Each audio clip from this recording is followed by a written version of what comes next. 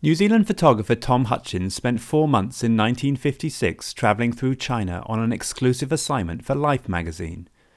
Few foreign journalists at the time were permitted visas to enter the country, and his photographs form a unique insight into China very much in transition.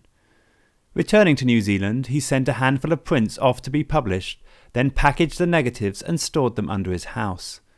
50 years later, photographic historian John Turner discovered this rare archive and set about piecing together the collection. Marla, my wife, and I went to Tom's house because we'd found out that his photographs were stored under his house, the stuff from China. And we dragged out these boxes and suitcases and found to our horror that 90%, 91, 93% of all the material, which included photographs,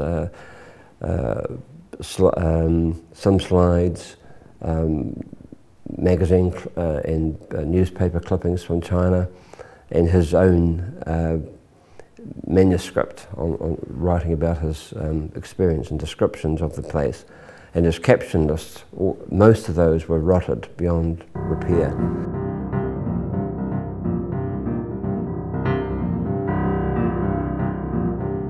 A socialist, Hutchins had followed the early years of New China with great interest. On being granted a visa, he gave up his job at the Auckland Star and set off to Hong Kong, from where he entered the mainland by train. Over the next 4 months, he photographed most of the major cities.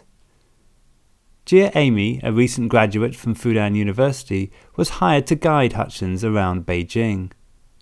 I met Tom in 1956, June.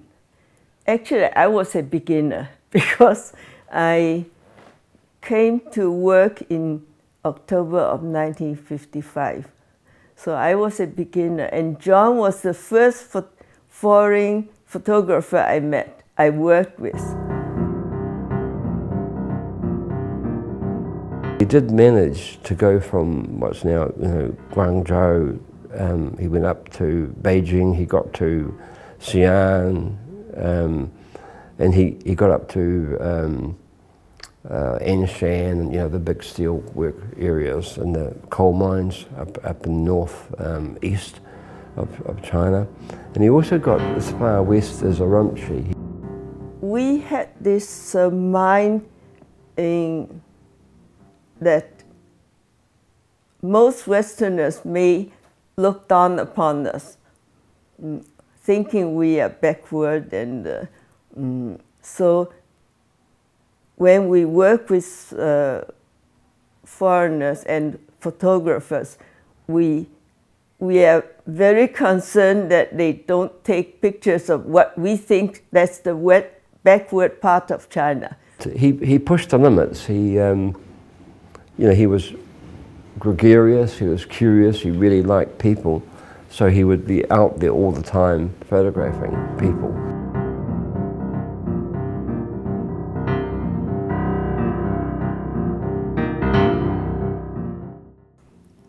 If they took picture of bound feet, we still had, not today, but in the 50s we still had bound feet women. So now if I call back, I would think it's just very unusual for them, so they want to take pictures of something different that you don't see in the Western world. But at that time, at least I feel very unhappy if I saw some foreigner took pictures of bound feet. I think they would show this is China and the negative part of China. But I didn't have this problem with Tom. He didn't take pictures of what I would think it's the backward. Most of the people who are looking at his work who really appreciate it, and I have had numerous offers of shows and potential publications here, is that how they see it, how they have phrased it, is that they see Tom's work as unbiased.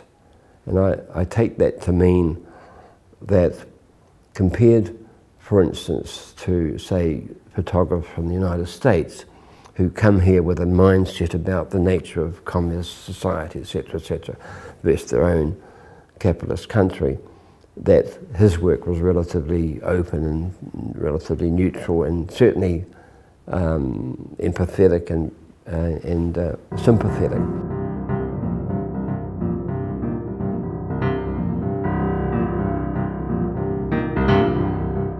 Without being given a reason, Hutchins was asked to leave China 2 months before his visa expired, and he returned to New Zealand. The work was published as an 8-page spread titled Red China on the March in the January 1957 issue of Life magazine. Hutchins' China work is significant not only for its quality and scope, but also because his fly-on-the-wall style provides a very different visual history to the Chinese photographers of the time. Well, I think it's extremely important because mainly he shows the ordinary people. He shows people in the street, doctors, teachers, schools, you know, all the things that the Chinese government allowed, but he also broke with that and he got into the oil fields, he got into photographing ethnic minorities and so on, or minorities which are huge numbers of people, more than in New Zealand. So I think all that's significant, and to me what's significant is he got to places that Henri Cartier-Bresson did not get to. He got to places that Marc Ribot did not get to. So if you look at as a jigsaw of European photographers photographing in China during the 50s and the 60s, you can see his work actually fits in there very well, and it covers places and gaps that exist because the other photographers didn't get there.